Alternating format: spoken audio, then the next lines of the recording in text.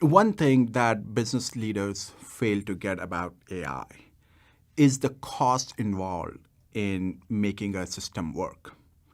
And that is on both ends of the spectrum, right? So there are skeptics who think the AI will never work, and it's not that AI will not work. It's just they did not anticipate the right costs, as well as believers who say, okay, I can do everything, but then they don't plan for the cost, and so it doesn't end up working. When you think about an AI system, obviously there's hardware cost and the vendor cost and the software cost, right? But there's a huge cost of training that people sometimes don't think about.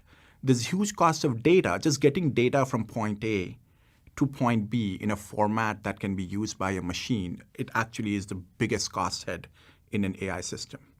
And then there's just not just the dollar cost. There's other dimensions to it. So there's a time cost. I have seen projects where they did not outspend the budget. They just ran out of time because they did not think through they did not think of all the dependencies, and they did not plan for how much time it will take for some regulatory approval to happen or some data to appear.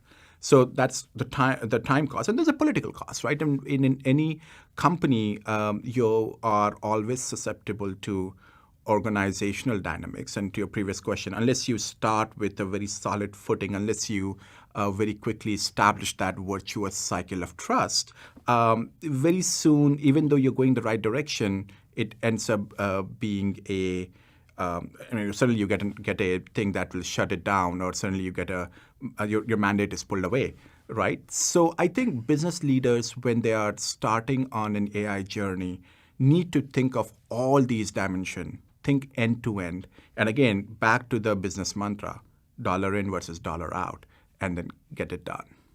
Most often, business leaders underestimate the effort and the multiple pieces that go into making a successful AI product. That is in terms of dollar cost, that is in terms of the time it takes, that is in terms of the politics of it, like setting the right expectations and managing the right kind of sensitivities.